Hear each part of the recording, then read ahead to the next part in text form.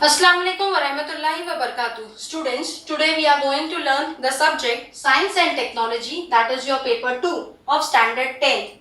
पिछले लेसन में हमने या लास्ट पीरियड में हमने चैप्टर नंबर 3 को कंप्लीट किए थे. अभी हम चैप्टर नंबर 4, ये हमारा नया चैप्टर स्टार्ट कर रहे हैं, दैट इज एनवायरमेंटल मैनेजमेंट. इसमें हम 1, 2, 3, 4, 5 इंपॉर्टेंट जो है टॉपिक्स पढ़ने वाले हैं. The first one is the ecosystem. Ecosystem में दो पार्ट है इसमें, that is the biotic factor and the second one is the abiotic factor. Biotic factor वो होते हैं, that means all the living organism, जो भी लिविंग है वो सारे बायोटिक फैक्टर में आते हैं. And all the non living things which are coming under abiotic factor. For example, non living thing मतलब ऐसे चीजें होती है जैसे for example टेम्परेचर हो गया, सनलाइट हो गई, that is coming under the abiotic factor. Then next we are studying about environment conservation. क्यों हमें environment को conserve करना के लिए जरूरी है, क्यों हमें इसकी जरूरत पड़ी है. The fourth one is the environment and ecosystem. हम ये मेन टॉपिक पढ़ेंगे, एनवायरमेंट, माहौल एंड इकोसिस्टम के बारे में पढ़ेंगे. उसके बाद हम एनवायरमेंट मैनेजमेंट, ये हमारा खुद टॉपिक है, main topic, the lesson itself, इसके बारे में पढ़ेंगे. And the last which we are going to study, that is the biodiversity hotspot. Yes my dear students, environmental management हम ये लेसन पढ़ रहे हैं. What do you mean by environmental management? Environmental management क्या होता है? It is a management of the interaction, एक दूसरे का किसी चीज़ से इंटरैक्शन होना, and the impact of human activities on कहाँ पर, natural environment, is called as environmental management. यहाँ पर हम 5 टॉपिक देख रहे हैं. The first one is the ecosystem, a review. The second one is the environment and ecosystem. The third one is the environment conservation. The fourth one is the environment management. And the last one, the topic is the biodiversity hotspot. यहाँ हम देखेंगे ecosystem a review. अब यहाँ पर ecosystem means what? What do you mean by ecosystem? Ecosystem क्या है? Ecosystem का मैं एक छोटा सा डेफिनेशन बोलती हूँ कि ecosystem refers to a system that includes all the living organism. जैसे कि मैंने आपको इंट्रोडक्शन में भी बताई थी कि it includes all the organism, all the living organism, that is the biotic factor. यहाँ पर खुद लिखा है ecosystem is form by a biotic factor and a biotic factor. So biotic factor such as it includes plants, सारे animals, जानवर, micro organisms in a habitat as well as in the physical environment. ये हमारा biotic factor है. Next क्या लिखा है, that is abiotic factor. Abiotic factor such as weather हो गया हमारा, सॉइल हो गई, earth, sun, climate etcetera, this all are coming under abiotic factor. इसका मतलब 2 डिस्टिंग्विशिंग पॉइंट में ये डेफिनेशन कहलाती है कि इकोसिस्टम इज़ फॉर्म बाय, ये पूरा इकोसिस्टम किससे फॉर्म हुआ है? It is form by both living as well as non living organism. Next यहाँ लिखा है and their interaction with each other, ये दोनों का एक दूसरे से इंटरैक्शन है. आगे लिखा है यहाँ पर कि each factor plays very important role in the ecosystem. हर एक फैक्टर इसमें बहुत ही इंपॉर्टेंट रोल प्ले करता है. जैसे कि फॉर एग्जाम्पल यहाँ पर लिखा है कि producers like plants are very very important. So what are producers? Producer क्या होते हैं? Producer are that which make their own food, ये हमारा खुद का खाना खुद बनाते हैं. ये किसी पे भी डिपेंड नहीं करते हैं, कोई दूसरे एनिमल्स या प्लांट्स पे ये लोग डिपेंड नहीं करते. Producers are those which make their own food. They are very very like plants are very very important. So ये प्लांट बहुत ही इंपॉर्टेंट है. प्लांट हमारा खाना, खुद का खाना खुद ही बनाते हैं. नेक्स्ट यहाँ लिखा है हर्बीवोरस. हर्बीवोरस मतलब कौन से प्लांट, कौन से animals that eat only plants, ऐसे जानवर हैं जो सिर्फ झाड़ खाते हैं. सो हर्बीवोरस लाइक मैं एग्जांपल बोलती हूँ यहाँ पर, एनिमल्स लाइक डियर हो गए हमारे, goat, sheep, cattles, horses, camels etcetera. ये सारे क्या करते हैं? They feeding upon producers. So they are feeding upon what? They are feeding upon the producers. जो कौन प्रोड्यूसर? जो खुद का खाना खुद बनाते हैं. Are also very very important. So they are very very important. यहाँ नेक्स्ट लिखा है कि प्रीडेटर्स. अब प्रीडेटर्स क्या होते हैं? Predators are nothing but it is an organism that primary obtain food by the killing and consuming of other organism. तो ये मार के, शिकार करके हम खाना क्या करते, कंज्यूम करते हैं, खाना जो है किसी एनिमल्स को मार के, या छोटे या बड़े एनिमल्स को मार के खाना जो है दूसरे ऑर्गेनिज्म पे ये डिपेंड है, and they consume of other organism, so they are dependent on another animal for their food and survival. Like example मैं आपको बोलती हूँ, that are lion and tiger which prevent the over population of herbivorous. जितना भी over population herbivorous जो animals होते हैं, ये प्रीडेटर्स क्या करते हैं, ये हर्बीवोरस एनिमल्स को खा जाते हैं। So they are also equally important. So ये एनवायरनमेंट के अंदर या ये इकोसिस्टम के लिए ये दोनों भी चीज़ें बहुत ही इंपॉर्टेंट होती है। That is predators are important to herbivorous animals. अगर ऐसा नहीं होगा तो ये पॉपुलेशन बहुत ही बढ़ती जाएगी, एंड इसकी वजह से जो है पॉपुलेशन कंट्रोल्ड है। For what? That is the predators itself. A question में अराइज इन योर माइंड, आपके दिमाग में एक क्वेश्चन आ रहा रहेगा कि that whether the caterpillars found in the nature. Caterpillars कौन होते हैं? Caterpillars are the small insects, ऐसे इंसेक्ट्स होते हैं which is found in the nature. organism present in filthy places, where it is present in the filthy places। अभी मैं आपको filthy का मीनिंग बोलूँगी। filthy या नथिंग बट filthy को हम बोलते हैं ना, it is characterized by, it is said by, उसका मतलब होता है साइंटिफिक टर्म में filthy places, just such as termites। हमारे termites क्या होते हैं? termites are nothing but it is any group of cellulose eating insects। example जैसे हमारे ants हो गई, हमारे bees हो गई, they are coming under termites। insect present in dung मतलब गोबर के अंदर जो insects present होते हैं are really very very useful, so they are very very useful for many other purposes। आगे लिखा है however those organism are also very important though they are dirty। बहुत ऐसे सारे बहुत ऑर्गेनिज्म होते हैं, भले वो कितने भी दिखने में गंदे हो या उनकी शक्ल गंदी हो, पर वो उतने इम्पॉर्टेंट भी होते हैं for the environment itself. They are responsible for cleaning the environment. ये सारे जो है ऑर्गेनिज्म, चाहे वो बड़े हो चाहे वो छोटे हो, this are very very important for the cleaning of the environment. So हमने यहाँ पर इकोसिस्टम के बारे में पढ़ा था। इकोसिस्टम में दो बातें पढ़ी थी। The first is the biotic and the second is the abiotic factor. Biotic factor में हमने सारे लिविंग ऑर्गेनिज्म देखे थे, मैंने आपको बहुत सारे एग्जाम्पल्स बोली हूँ। और नेक्स्ट हमने जो है पढ़े थे, that is all the non living things which are coming under abiotic factor. So ecosystem मैं समझती हूँ आपको बहुत अच्छे से समझ में आया होगा। और नेक्स्ट अब हम टॉपिक पढ़ेंगे, that is the ecosystem a review. Ecosystem a review में एक बहुत ही खूबसूरत फूड चेन का डायग्राम यहाँ पर रिप्रेजेंट हुआ है। फर्स्ट यहाँ पर है plant that are nothing but they are the producers. सूरज की रोशनी मिल रही है, ये प्लांट्स उग गए हैं, दिस आर प्रोड्यूसर्स। सो अब ये जो है ग्रास हॉपर किसको खा रहा है? With their it is dependent on this producer. So this producer पे ये ग्रास हॉपर डिपेंड है। अब ये फ्रॉग किसको खा रहा है? दिस ग्रास हॉपर को खा रहा है। यहाँ पर ये स्नेक फ्रॉग को खा रहा है। This eagle is eating this snake and then it after death and decomposes. फिर ये क्या होता है? ये mushroom this are after the cycle has been completed, ये क्या होते हैं? डिकम्पोज हो जाते हैं into the soil, they decompose into the environment. इस तरह ये जो है साइक्लिक चेंज चलती है from green plants to this beautiful small grasshopper, then it comes to frog, then it comes to a snake, then it comes to eagle, and lastly it gets decomposed into the environment. So this is a food chain, एक chain है ये। Next हम इसमें पढ़ेंगे कि it means that, what it means actually ये क्या बोल रहा है?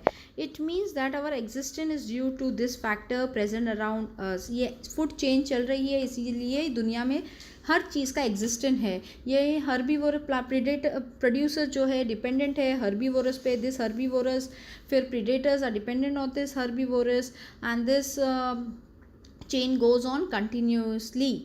नेक्स्ट यहाँ लिखा है hence we should care for this factor. इसी वजह से हमें ये बातों के लिए बहुत ही केयर करना चाहिए। Paddy is cultivated on a large scale in various state of south India. यहाँ लिखा है पैडी कहाँ पर कल्टिवेट होता है। अभी paddy means what, paddy is nothing, पर पैडी को हम राइस कहते हैं। तो ये राइस कहाँ कल्टिवेट हो रही है, ये राइस जो है हमारी कल्टिवेट हो रही है साउथ इंडिया के अंदर। साउथ इंडिया में जब ये कल्टिवेट हो रही है, paddy field are frequently attacked by grasshopper. ये पैडी फील्ड को कौन अटैक कर रहा है, छोटे छोटे ग्रासहोपर ये पैडी फील्ड को अटैक कर रहे हैं। Similarly frog are also present in large number in mud of paddy field. यहाँ लिखा है कि राइस की फील्ड के अंदर, चावल की खेतों में न ही से फ्रॉग पाए गए हैं बहुत ही ज़्यादा पैमाने में, बल्कि ग्रासहोपर भी उतने ही पाए जाते हैं। कहाँ पर, राइस की फील्ड में, that is paddy field. To feed upon grasshopper and snake are also present therein to feed upon their favorite food for frog। So यहाँ पर नहीं सिर्फ ग्रासहोपर प्रेजेंट है, बल्कि हम देख रहे हैं ये लाइन में कि फ्रॉग भी यहाँ पर प्रेजेंट है। तो ये फ्रॉग ने किसको खाया है, ये फ्रॉग ने ग्रासहोपर को खाया है। सो यही ये चेन बता रही है कि फ्रॉग ने ग्रासहोपर को खाया।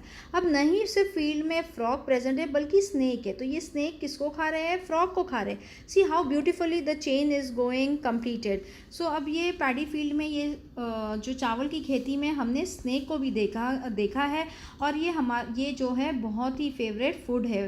It feed upon the favourite food that is their frog. Frog जो है स्नेक का बहुत ही फेवरेट फूड कहा गया है। यहाँ लिखा है to feed upon grasshopper and snake are also present therein to feed upon the favourite food that is the frog. However, if the frog population decline all of a sudden, यहाँ कहा गया है कि इसी तरह अगर पैडी फील्ड या rice की खेती में से या देखा गया कि फ्रॉग का पॉपुलेशन कम होता है, डिक्लाइन मतलब क्या, कम होना, तो कम होते चले गया ऑल ऑफ ए सडन, एकाएक, अचानक से, अपने आप, तो आगे क्या होगा, what is the reason, so what you have to do, आपको क्या करना चाहिए। तो बस बच्चों मैं यही कहूँगी आपको कि हमें जो है ये सारी बातों का ध्यान रखना चाहिए। हमें देखना चाहिए कि ये हर जो है स्मॉल एनिमल हो या बिग एनिमल हो, हर एनिमल्स को अपनी अपनी सेफ्टी रहनी चाहिए, और हर एनिमल्स ये नहीं हो कि कुछ after particular duration of time ये एक्सटेंड हो गए या हमें इनका नामो निशान दुनिया में नहीं रहा और हम सिर्फ तस्वीरों में देखें कि ये फ्रॉग था, ये ग्रासहोपर था। ऐसा नहीं होना चाहिए। So we should save our ecosystem. Next हम पढ़ेंगे that is the relationship between environment and ecosystem. हम इनका रिलेशनशिप पढ़ेंगे, किसका, माहौल का एंड इकोसिस्टम। दो बातें हम पढ़ेंगे इसमें। पहला यहाँ लिखा है कि environment is a broad concept. Environment कैसा कंसेप्ट है, ये माहौल क्या है, एक बहुत बड़ा कंसेप्ट है जिसमें physical, chemical and biological factor affect कर रही है किसको, लिविंग ऑर्गेनिज्म, इन कोई भी पॉसिबल वे। इस कलेक्टिवली हम इसको एनवायरनमेंट कहते हैं। मतलब इनमें तीन बातें इंपॉर्टेंट कही गई है, that is the physical one, the chemical and the biological factor, जो किसको अफेक्ट कर रही है, लिविंग ऑर्गेनिज्म, सारे लिविंग ऑर्गेनिज्म, और in all the possible way इसको हम एनवायरनमेंट कहते हैं। सो एनवायरनमेंट हमारा बहुत बड़ा कंसेप्ट है। इन शॉर्ट हम कहेंगे environment is the condition in the surrounding. ये माहौल क्या है, it is the condition in the surrounding. Surrounding मतलब हमारा आजू बाजू का वातावरण, जो हमारा सराउंडिंग एटमॉस्फेयर है। It includes many biotic, abiotic, natural and artificial factor. So इसमें ये एनवायरनमेंट में चार बातें मेन लिखी गई है कि दिस एनवायरनमेंट दैट इज़, हमने ये रिलेशनशिप पढ़े हैं, किसका रिलेशनशिप पढ़े, एनवायरनमेंट एंड इकोसिस्टम का। तो इसमें चार बातें आई है। First one is the biotic आ गई है, second is the abiotic, then natural and artificial factor. This are 4 important point. So यहाँ आगे लिखा है there are 2 main type of environment. ये एनवायरनमेंट के भी 2 टाइप हैं, जैसा first one is the natural environment and the other is the artificial environment. तो 2 इम्पॉर्टेंट बातें लिखी है इसमें कि एनवायरनमेंट में 2 इम्पॉर्टेंट जो है एनवायरनमेंट होते हैं। पहला वाला हमारा जो है नेचुरल एनवायरनमेंट है और सेकेंड वाला हमारा जो है आर्टिफिशियल एनवायरनमेंट है। उसके बाद जो है हम नेक्स्ट यही रिलेशनशिप बिटवीन एनवायरनमेंट पढ़ रहे हैं, और आगे की और हमारे पॉइंट्स रह गए हैं। हम इस बातों पे गौर करते हैं कि क्या लिखा है यहाँ पर, क्या कह रहा है ये हमारा environment and ecosystem. So natural environment अगर हम पढ़ रहे हैं तो ये कंसिस्ट होता है ऑफ एयर हमारी हवा which is very very important to us. Without air we can not survive. This air is very very essential to all the living organism, या सारे जानवरों को, सारे पेड़ पौधे, इंसेक्ट, सारे चीज़ों को जो है एयर की बहुत ही ज़रूरत पड़ती है. This oxygen is very very essential to human beings. So आगे लिखा है this natural environment consist of air, atmosphere, next is water that is H2O, then land ज़मीन हमारा all the living organism etcetera. उसके बाद यहाँ पर लिखा है कि कंटिन्यूस इंटरैक्शन है. किसका इंटरैक्शन है? कंटिन्यूस इंटरैक्शन जो है अकर होता है बिटवीन दिस बायोटिक मतलब लिविंग ऑर्गेनिज्म एंड अबायोटिक मतलब नॉन लिविंग ऑर्गेनिज्म. अबायोटिक इस यहाँ लिखा है कि it is a biotic and abiotic factor. Their interaction are very very important. दोनों का इंटरैक्शन, बायोटिक का अबायोटिक से इंटरैक्शन बहुत ज़रूरी है और अबायोटिक का बायोटिक से इंटरैक्शन बहुत ही ज़रूरी है. इन दोनों का एक दूसरे का इंटरैक्शन होना बहुत ही ज़रूरी है. किस में? इन द एनवायरनमेंट में. कौन से एनवायरनमेंट में? नेचुरल एनवायरनमेंट में. नेक्स्ट लिखा है हमारा artificial environment is also affecting the natural environment. यह आर्टिफिशियल एनवायरनमेंट अफेक्ट कर रहा है किसको? नेचुरल एनवायरनमेंट, डायरेक्टली और इनडायरेक्टली. डायरेक्ट बोले गए या इनडायरेक्टली बोला गया. तो इसमें दो जो है इम्पॉर्टेंट बातें की बोली गई है या हम देख रहे हैं कि इनडायरेक्टली या डायरेक्टली ये आर्टिफिशियल एनवायरनमेंट किसको अफेक्ट कर रही है? नेचुरल एनवायरनमेंट को. यहाँ पर लिखा है कि एनवायरनमेंट नहीं अफेक्ट कर रही है बल्कि basically environment consist of two basic factor. This environment consist of कितने basic factor? Two basic factor, जो मैं पहले से आपको पढ़ाती आ रही हूँ और मैं पहले से आपको कह रही हूँ. The first one is the biotic factor and the second one is the abiotic factor. यहाँ लिखा है तो एक ये आपका डेफिनेशन है. दो डेफिनेशन इसमें बताए गए हैं. पहला लिखा है the science that deals with, या जो कह रही है with the study of interaction, एक दूसरे का इंटरैक्शन होना किसके बीच में? Between biotic and abiotic factor मतलब living as well as all the non living factors of the environment. इसको हम क्या कहते हैं? इकोलॉजी कहते हैं. हम इसको इकोलॉजी कहते हैं. और जो बेसिक फंक्शनल यूनिट होता है, द बेसिक फंक्शनल यूनिट जो use to study the ecology, जो इकोलॉजी पढ़ने के लिए इस्तेमाल होती है, is use to study the ecology, इसको हम इकोसिस्टम कहते हैं. So the basic functional unit use to study what? Ecology, इसको हम इकोसिस्टम कहते हैं. और ये इकोसिस्टम में दो इंपॉर्टेंट बातें थी, that is the biotic factor and second one is the abiotic factor. So हमने ये रिलेशनशिप पढ़ी है बिटवीन एनवायरनमेंट के बारे में एंड नेक्स्ट हमने देखे हैं इकोसिस्टम के बारे में. सो इसमें ये देखे हैं कि ये एनवायरनमेंट दो इम्पॉर्टेंट बातें कह रहा है. The first one is the natural environment which include all which consist of all you had seen air, atmosphere, water etc. and the second one you had seen the artificial environment जो direct और indirect जो effect कर रही है natural environment को, क्योंकि हमें ये नेचुरल एनवायरनमेंट को प्रिजर्व करना चाहिए. हम देख रहे हैं कि आजकल बहुत ही पॉपुलेशन बढ़ता जा रहा है.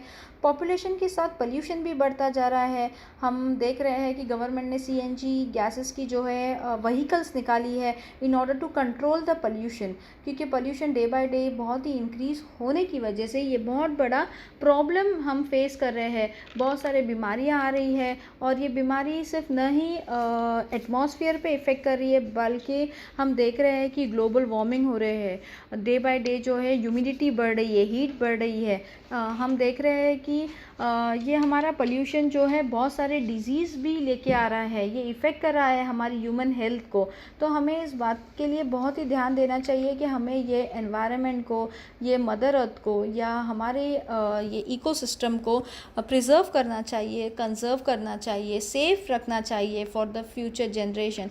ऐसा ना हो कि आज की जनरेशन जो है बहुत ही अच्छे से अपनी ज़िंदगी गुजारे और आने वाली जो जनरेशन को बहुत सारे हेल्थ प्रॉब्लम्स की वजह से उनको तकलीफ़ रहे या उनको तकलीफ़ ये बातों की उठाने पड़ी कि बहुत सारे डिजीज़ आ रहे हैं. और ये बातों के लिए हमें बहुत ही ध्यान देना चाहिए और इसी वजह से हमें नेचुरल एनवायरनमेंट को आर्टिफिशियल एनवायरनमेंट के साथ उतना ही सेफली जो है सेफ रखना चाहिए फॉर आवर फ्यूचर जनरेशन के लिए.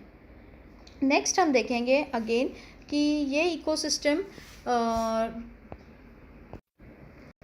सो हम आगे और कंटिन्यूएशन कर रहे हैं। हम ये देख रहे हैं relationship between environment and ecosystem में आगे क्या कह रहा है ये। Environment consist of many ecosystem, so this environment consist of many ecosystem. We have study some ecosystem in earlier classes, पहले छोटी छोटी क्लासों में हमने बहुत सारे इकोसिस्टम के बारे में पढ़ा था। क्या पढ़े थे हमने, हम ये देखेंगे। A small pond is an ecosystem, छोटा सा पॉन्ड भी हमारा इकोसिस्टम कहलाता है। Whereas the earth, this mother earth is the largest या लार्ज इकोसिस्टम, ये हमारा मदर अर्थ जो है एक लार्जेस्ट जो है इकोसिस्टम कहा गया है। इन ब्रीफ देखा गया तो biotic and abiotic factor occupying a definite geographical area, एक पर्टिकुलर एरिया, ये दोनों चीज़ें पर्टिकुलर जोग्राफिकल एरिया ऑक्यूपाई करता है। And their interaction collectively constitute the ecosystem, their interaction are very very essential. This biotic and abiotic का interaction is very very essential, या बहुत ही ज़रूरी है। And collectively constitute to the what, to the ecosystem. Next यहाँ लिखा है environmental balance is maintain, environment का बैलेंस होना भी बहुत ज़रूरी है through continuous operation of various natural cycles बताए गए हैं। जैसे हमने 9th स्टैंडर्ड में पढ़े थे अबाउट वाटर साइकिल के बारे में, carbon cycle, gaseous cycle like nitrogen cycle, oxygen cycle, ये सारी बातें हमने 9th स्टैंडर्ड में पढ़े थे। ये तमाम साइकिल्स के बारे में हमने 9th स्टैंडर्ड में पढ़े थे कि ये साइकिल्स क्या कह रही है हमें, why we have to preserve our environment, why we have to maintain the environment balance. So यहाँ लिखा है environmental balance is also maintain due to various food chains of the ecosystem. So this environmental balance maintain करी गई है due to what, due to various food chain of the ecosystem. तो ये food chain हमने पहले ही जैसे ही मैं आपको पढ़ा रही थी, मैंने आपको फूड चेन के बारे में बताई थी क्या ग्रास इज़ देन इनटू, फिर वो ग्रास ऑपर जो है ये ग्रास को खा रहा है, और उसके बाद फिर वो फ्रॉग ग्रास ऑपर को खा रहा है, then this snake is eating that frog and eagle is eating the snake and then it goes on decomposes into the environment. So ये साइकिल जो हमारी बहुत ही अच्छी तरह से मेंटेन किए है। ये सारी बातें हमने relationship between environment and ecosystem में पढ़ी है। अब हम जो अगला टॉपिक पढ़ रहे हैं दैट इज़ द रिलेशनशिप वापस से between environment and the ecosystem. ये क्या कह रहा है, this environment and ecosystem what does it speak. So यहाँ लिखा है कि human are existing on this mother earth is totally impossible होता without the existence of the nature. दुनिया अगर बनी नहीं होती, ये नेचर नहीं होता, ये हरे भरे प्लांट्स नहीं होते, तो ह्यूमन का एग्जिस्टेंस होना, दुनिया में रहना नामुमकिन होता। It was impossible. हैंस इसलिए it is a basic responsibility of human beings, ये हमारी बेसिक रिस्पॉन्सिबिलिटी, ये हमारा फ़र्ज़ है that we have to preserve the nature, हमें ये नेचर को जो है प्रिजर्व करके रखना चाहिए, इसे संभाल के रखना चाहिए विदाउट डिस्टर्बिंग इन बैलेंस, हमें इसका बैलेंस को डिस्टर्ब न करते हुए इस नेचर को जो है हमारा फ़र्ज़ है, हमारी रिस्पॉन्सिबिलिटी कि हमें इसको संभाल के रखना चाहिए, क्योंकि नेचर हमें बहुत सारी चीज़ें दे रहा है और हमें इन रिटर्न उसे संभाल के रखना चाहिए। आगे लिखा है it is said that we have got this earth planet on lease from our future generation. आज हम है तो हमारे से पहले जो जनरेशन थी, जो पीढ़ी थी, उनसे हमें ये जो है नेचर मिला है and not an ancestral property from our ancestor. और ये हमारे कोई पूर्वजों की या हमारे कोई जो है एंसेस्टर्स की प्रॉपर्टी नहीं है जो हमें आज मिली है, बल्कि ये हमारे आने वाले जो छोड़ के गए हैं, ये फ्यूचर जनरेशन ने हमारे लिए छोड़ के गए। हमें भी उसी तरह उसको इतना ही सेफ रखना चाहिए नेचर को, ताकि आने वाली हमारी जो फ्यूचर जनरेशन जो आएगी वो भी इस चीज़ का फ़ायदा उठाएगी। इसी वजह से we have to save this nature, we have to save this mother earth. इसी वजह से यहाँ लिखा है hence we should not forget to conserve it. We should not forget, what we should not forget, we should not. So यहाँ लिखा है कि hence we should not forget to conserve it for our self. हमें सिर्फ न ही हमारे लिए conserve करना चाहिए, बल्कि आने वाले generation, for our future generation के लिए ये नेचर को, ये मदर अर्थ को, ये एनवायरनमेंट को कंजर्व करना चाहिए। जो फ़ायदा हम उठा रहे हैं वो आने वाली जनरेशन भी वही फ़ायदा उठाए। जो आज हम फ्रूट्स खा रहे हैं, जो आज हम वेजिटेबल्स इनटेक ले रहे हैं, वही हमारे आने वाली फ्यूचर जनरेशन भी ये सारी बातों का जो है या ये सारी चीज़ों का जो है फ़ायदा उठाए। इस बारे में हमें ध्यान रखना रखना चाहिए। नेक्स्ट हम नया टॉपिक जो पढ़े हैं that is environmental conservation. What do you mean by environmental conservation? Environmental conservation क्या है? एनवायरमेंटल कंजर्वेशन हमें क्या कहती है? क्यों हमें एनवायरनमेंट को कंजर्व करके रखना चाहिए फॉर आवर फ्यूचर जनरेशन? क्यों ये टॉपिक हमें सजेस्ट कर रहा है कि हमें आने वाली जनरेशन के लिए भी ये प्रिजर्व करना चाहिए, ये एनवायरनमेंट को संभाल के रखना चाहिए। So we are going forward and we are studying that कि ये एनवायरमेंटल कंजर्वेशन क्या कह रहा है। when some natural factors of environment and artificial polluted factor harm the environment, जब यहाँ लिखा है कि when some natural factors होते हैं environment की of the environment and some artificial polluted factor harm the environment, naturally और आर्टिफिशियली जब ये फैक्टर्स किसको हार्म कर रही है? एनवायरनमेंट को। It create imbalance between what? Various factor of the environment. So it is creating an imbalance between what? it is creating an imbalance between various factors of the environment and ultimately ये effect किसको करता है? existing of the biotic factor को, that means all the living thing को ये affect कर रहा है। as present many environmental problem has been arises due to effects of various natural and artificial factor on the earth, जिसकी वजह से बहुत सारे environment में problems create हो रहे हैं, arise मतलब create हो रहे हैं due to the effect of various natural भी और artificial factor where we are seeing हम सारी ये चीज़ें earth पे देख रहे हैं। इसीलिए environmental pollution is one of those main factors, जिसमें से ये pollution environmental का pollution होना जो है एक बहुत बड़ा reason है, एक बहुत बड़ा cause जो हम ये मदर अर्थ पे देख रहे हैं। और हम इतना ही नहीं बल्कि आगे देख रहे हैं कि generally contamination of any material is pollution, और देख रहे हैं सब जगह बहुत ही पोल्यूशन होते जा रहा है। पोल्यूशन जो है हमारे एटमॉस्फेयर में नहीं बल्कि एनवायरनमेंट सराउंडिंग एटमॉस्फेयर में और सराउंडिंग एनवायरनमेंट में भी हम देख रहे हैं, और इसी वजह से हमें जो है एनवायरनमेंट पोल्यूशन जो हो रहा है इसको कंट्रोल करना चाहिए। नेक्स्ट लिखा है ये एनवायरमेंटल कंजर्वेशन में, ये this is a definition also, unnecessary and unacceptable. Unnecessary ज़बरदस्ती, अननेसेसरी जो हमें चाहिए नहीं फिर भी, अननेसेसरी एंड अनएक्सेप्टेबल जिसको हम एक्सेप्ट नहीं कर सकते हैं। Change in the where in the surrounding environment due to what? Natural events और ह्यूमन एक्टिविटी। सम नेचुरली भी जो होती है या ह्यूमन एक्टिविटीज़ से होती है, और इसी को हम एनवायरनमेंट पोल्यूशन, चाहे नेचुरली हो या ह्यूमन एक्टिविटीज़ से जो क्रिएट हुई। जैसे फॉर एग्जांपल मैं आपको बोलूँगी एक्सप्लोजन ऑफ बॉम्ब्स हो गया, केमिकल इंडस्ट्री से निकलने वाले धुएँ हो गए, या फिर एक्सीडेंट्स होता है, या व्हीकल्स का पोल्यूशन होता है। This all resulting into what? Environmental pollution, चाहे हम बोले नेचुरली और आर्टिफिशियली और बाय ह्यूमन एक्टिविटीज से। दैट इज़ डायरेक्ट कहे गए या indirect changes in where physical, chemical and biological properties of where pollution is been seen. Pollution कहाँ दिख रहा है हमें?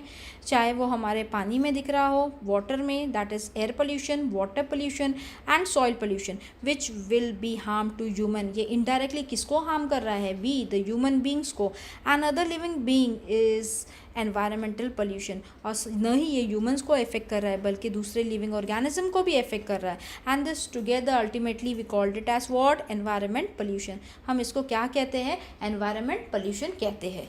नेक्स्ट हम यहाँ पर देख रहे हैं कि वेरियस रीजन लाइक क्या क्या है हमारा?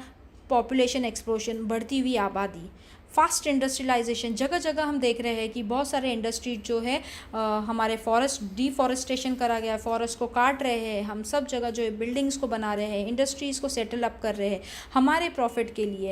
And indiscriminate use of natural resources, indiscriminate मतलब unnecessary use of natural resources का इस्तेमाल करा जा रहा है। फॉरेस्टेशन को हटा के डिफॉरेस्टेशन, इनकी जो है सारी तबाहियाँ कर रहे हैं, झाड़ों की तबाहियाँ कर रहे हैं, ये फॉरेस्ट को डिस्ट्रॉय कर रहे हैं। एंड अनप्लान्ड अर्बनाइजेशन, तो अर्बनाइजेशन क्या है? The process by which large number of people become permanently contracted in relatively small area, या फॉर्मिंग सिटी, छोटी छोटी जो है सिटीज़ बना के रख रहे हैं, अनप्लान्ड, जिसके बारे में कोई हमने प्लानिंग नहीं किए थे।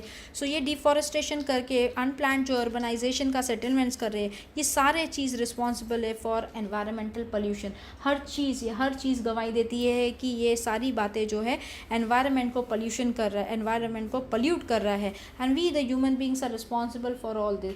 हमारी वजह से जो है ये सारी चीज़ें पोल्यूट होती चली गई है, और we the human beings are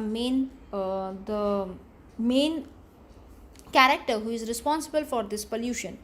next हम देखेंगे एनवायरमेंटल कंजर्वेशन में ब्यूटीफुल यहाँ पर तस्वीर बनी गई है, और यहाँ ये दिख रही है, ये रिप्रेजेंट कर रही है कि कितना पोल्यूशन है। Fog and pollution in the city is a big problem. यहाँ पर दिख रहा है कि बहुत ही फॉग आ गया है, और सिटीज़ में जो है कितना पोल्यूशन है। जब ऐसी दुनिया में पोल्यूशन या ऐसी जगहों पे पोल्यूशन रहेगा तो किस तरह हम सर्वाइव करेंगे? क्यों नहीं होगी ये डिज़ीज़, क्यों बीमारी नहीं होगी? जाहिर सी बात है, ऐसा पोल्यूशन रहेगा तो हमें जो है रेस्पिरेटरी ट्रैक की बीमारी होगी, रेस्पिरेशन के लिए जो है प्रॉब्लम होगा, हमें ब्रीदिंग के लिए प्रॉब्लम होगा।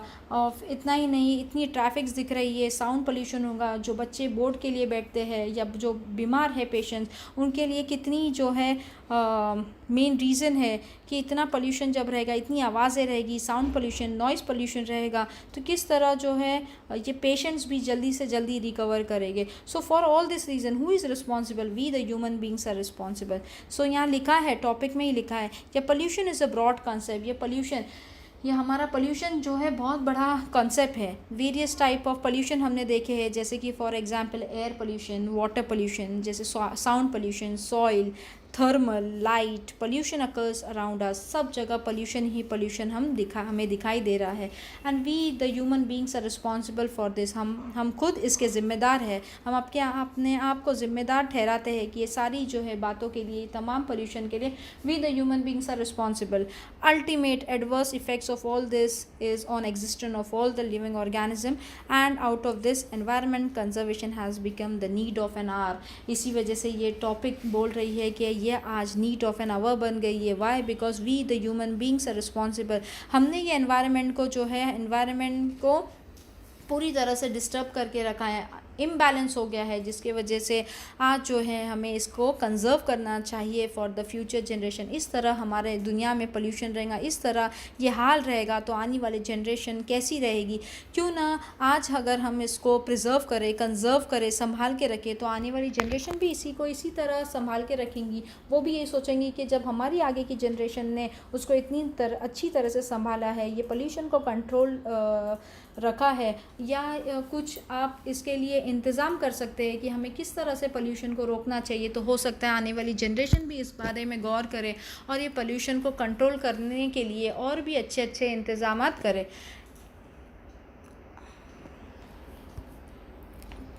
So my dear students, we have seen that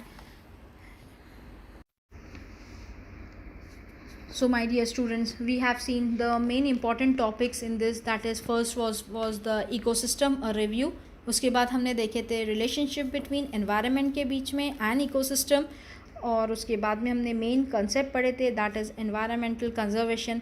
इसमें पोल्यूशन जो है एक बहुत बड़ा ब्रॉड कंसेप्ट था। ये लेसन यही एक्सप्लेन कर रहा है कि हमें ये सब तमाम पोल्यूशन को रोकना चाहिए, क्योंकि अगर ये रोका नहीं गया तो it would be a very serious problem. और ये सिर्फ नहीं प्रॉब्लम है, बल्कि इससे जो है बीमारियां बहुत सारी होगी। मेंटली इंसान जो है डिस्टर्ब रहेगा, फटिक होगा, और ये जब ऐसी चीज़ें होंगी तो इंसान जो है पूरी तरह से फिज़िकली या मेंटली जो है प्रिपेयर्ड नहीं रहेगा आगे की चीज़ें करने के लिए। So anyhow this air pollution, water pollution, soil pollution जो यहाँ पर लिखा है, तमाम जो पोल्यूशन है, we should keep helping hand toward environment, कि हमें ये सारी चीज़ों को जो है कंजर्व करना चाहिए फॉर द फ्यूचर जनरेशन के लिए। ये लेसन हमको ये आपको एक इम्पॉर्टेंट जो है इम्पॉर्टेंट बातें बता रहा है कि हमें ये सब चीज़ों को सेव करना चाहिए। So it is our responsibility to save this mother earth, save this environment for the coming generation. Next हम देखेंगे, इसमें असाइनमेंट दिया है आपको, ये आपको असाइनमेंट लिखना है। और द फर्स्ट क्वेश्चन यहाँ पर दिया है, recognize the following food chain, describe the ecosystem to which it belong. So पहला क्वेश्चन हमारा था grasshopper, सेकेंड हमारा snake, then paddy that is the rice field, the next is the eagle and the last is the frog. So ये जो है ठीक तरह से अरेंज नहीं करा हुआ है, आपको रीअरेंज करते हुए इसका आंसर मैंने यहाँ आपको बताई हूँ कि first one will be coming as paddy field, then comes to grasshopper, then comes to frog, then comes to snake and lastly it comes to eagle. इस तरह आपका ये चेन कंप्लीट होता है. इसके बाद जो है नेक्स्ट क्वेश्चन यहाँ पर दिया है, that is the explain the statement we have got this earth planet on lease for our future generation. ये हमारे फ्यूचर जनरेशन से हमें मिला है, न कि as and not as an ancestral property. हमारी कोई एंसेस्टर की प्रॉपर्टी नहीं है जो हमारे एंसेस्टर से, पूर्वजों से हमें मिली है. उसके बाद यहाँ पर नेक्स्ट दिया है हमारा राइट शॉर्ट नोट्स. हमारा पहला मैंने जो टॉपिक आपको पढ़ाई थी that is the environmental conservation and next is the biodiversity. यहाँ पर आगे कुछ बहुत सारे जो है ये हमारा लेसन का स्टार्टिंग था और अभी आगे के इसमें जो है जितना भी चैप्टर बाकी है वो हम हमारे नेक्स्ट पीरियड में कंप्लीट करेंगे. That the coming points will be the need of environmental conservation. Then इसके बाद रहेगा environmental conservation our social responsibility. ये हमारी कर्तव्य है, ये हमारी रिस्पॉन्सिबिलिटी है कि क्यों हमें एनवायरनमेंट को कंजर्व करना चाहिए. उसके बाद हम एक बहुत ही अच्छी big story of a small man that is Jadav Molai के बारे में पढ़ेंगे. नेक्स्ट उसमें हम बायोडाइवर्सिटी के बारे में पढ़ेंगे कि कितनी बायोडाइवर्सिटी है. और रिमेनिंग चैप्टर उसी तरह आगे पॉइंट्स की तरफ बढ़ते हुए बहुत सारे इंपॉर्टेंट फैक्टर्स देखेंगे. दैट इज़ द ब्यूटीफुली जो पिक्चर्स उसमें दिए हैं, save energy, save water and save this mother अर्थ, कुछ उसमें पॉइंट्स है. उसके बढ़ते हुए हम हॉटस्पॉट्स ऑफ डाइवर्सिटी जो हमारा लेसन का एंडिंग हम पढ़ेंगे, क्लासिफिकेशन ऑफ थ्रेटन्ड स्पीशी. सो यहाँ पर मैं अपना लेक्चर ख़त्म करती हूँ. अस्सलाम वालेकुम वरहमतुल्लाहि वबरकातुहू.